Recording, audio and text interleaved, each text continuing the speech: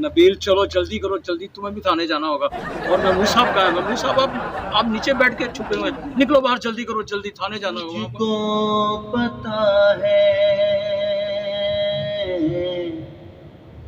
तुमको पता है सामे का ये पल। सब्सक्राइब करें तस्लीम न्यूज़ HD को और बेल आइकन को दबाएं आने वाली अपडेट्स के लिए। शुक्रिया। अस्सलाम वालेकुम नाजरीन, मैं आपका होस्ट अरहम अली और आप देख रहे हैं तस्लीम न्यूज़ HD। नाजरीन, मेरे साथ एक ऐसी शख्सियत मौजूद है जिसे हम नहीं पूरा पाकिस्तान जानता है। जी नाजरीन, मैं बात कर रहा हूँ बुलबुले वाले भट्ट साहब की, जिनको आपने कई एपिसोड में पुलिस का किरदार करते देखा होगा। आइए नाजरीन, हम इनसे पूछते हैं इन्होंने अपने करियर का स्टार्ट कहाँ से किया और क्यों किया। जी अस्सलाम वालेकुम। वालेकुम अस्सलाम जी।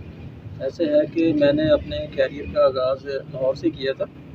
फैसल बहारी साहब का ड्रामा था मिल के भी ना मिले, ठीक है। उसके बाद उनका एक और ड्रामा था रानी के बाद एक और ड्रामा था तेरे पहलू में, और यहाँ लाहौर से मैं काम करता हूँ। उसके बाद मुझे वहाँ से ऑफ़र हुई और मैं कराची में काफ़ी देर मैंने काम किया बुलबुले में बतौर भट्ट साहब एक पुलिस वाले का करैक्टर, इंस्पेक्टर का करैक्टर जो था। और अब मैं रमज़ान का महीना इसलिए मैं घर आया हूँ वापस लाहौर, और यहाँ रोज़े रख रहे हैं। और रमज़ान के महीने के बाद देखेंगे, अगर ऑफ़र हुई तो चले जाएंगे, वरना लाहौर में हम लोग काम तो कर ही रहे हैं, ठीक है। ये चीज़ है जी नाजरीन, हमारे साथ एक और शख्स मौजूद हैं जो कि सिंगर हैं, अभी अपनी सिंगिंग कर रहे हैं और पाकिस्तान को अपना टैलेंट दिखा रहे हैं। आइए इनसे बात करते हैं कि इनको सिंगिंग का शौक़ कहाँ से आया। जी अस्सलाम वालेकुम। वालेकुम सलाम।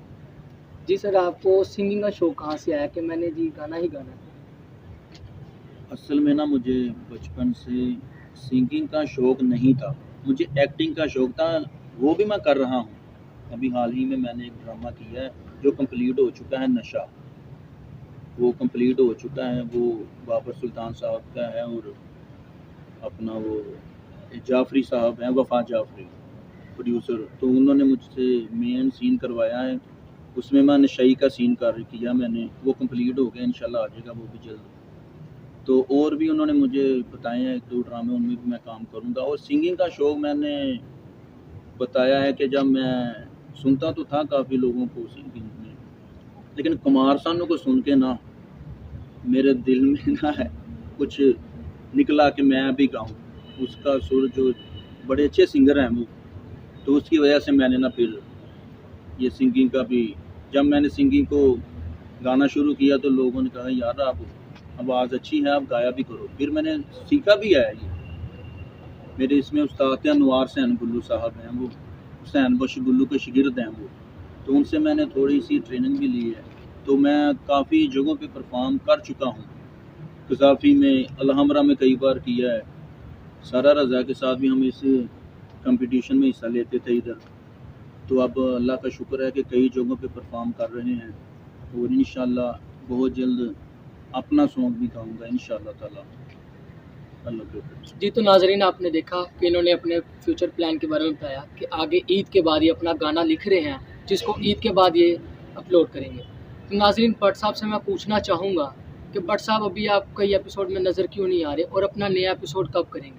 जी भट्ट साहब बताइए।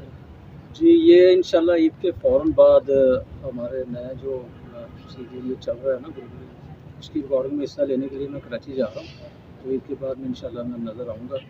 और कुछ देर ये हमारा प्ले जो है रुका भी रहा है, और टीवी जो है ना वो उसकी रिपीट चलाता है। तो इंशाल्लाह ईद के बाद जो है ना नया जो ये शुरू हो जाएगी रिकॉर्डिंग नए ड्रामे की। जी जी जी तो कोई आप हमें ना बुलबुले का कोई सीन सुना दें।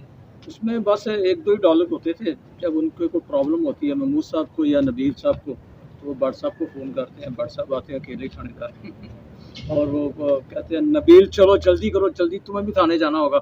और महमूद साहब कहाँ है? महमूद साहब आप नीचे बैठ के छुपे हुए हैं, निकलो बाहर, जल्दी करो जल्दी, थाने जाना होगा, वहाँ पर आपको अपने बयान कलमबंद कराने होंगे, चलो महमूद साहब निकलो आगे, पकड़ो पकड़ो। ये इस तरह का ये मेरा कैरेक्टर है। उसमें आपने तो देखा ना, कई बार आपने देखा होगा।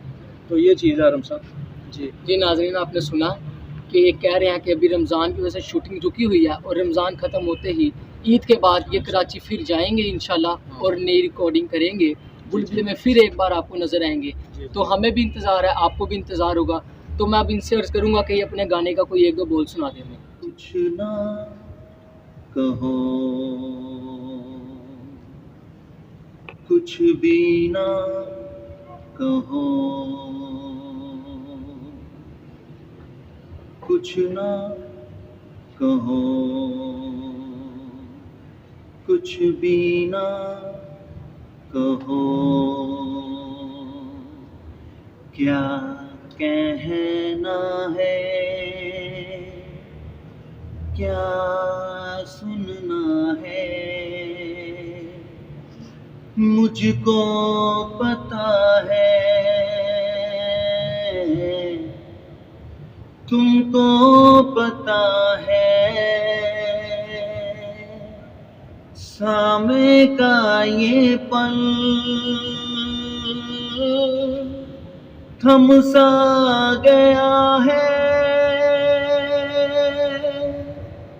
اور اس پل میں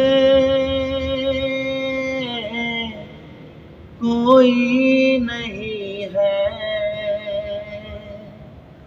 بس ایک میں ہوں، بس ایک تم ہو، کچھ نہ کہو، کچھ بھی نہ کہو۔ جی تو ماشاءاللہ ان کی آواز بہت پیاری تھی، ہمیں انتظار ہے ان کے گانے کا اور ان کے نئے ایپیسوڈ کا، تو اسی کے ساتھ ہمیں اجازت دیجیے۔ آخر میں ہم بٹ صاحب سے کہیں گے کہ کوئی ہماری پبلک کو کوئی پیغام دیجیے۔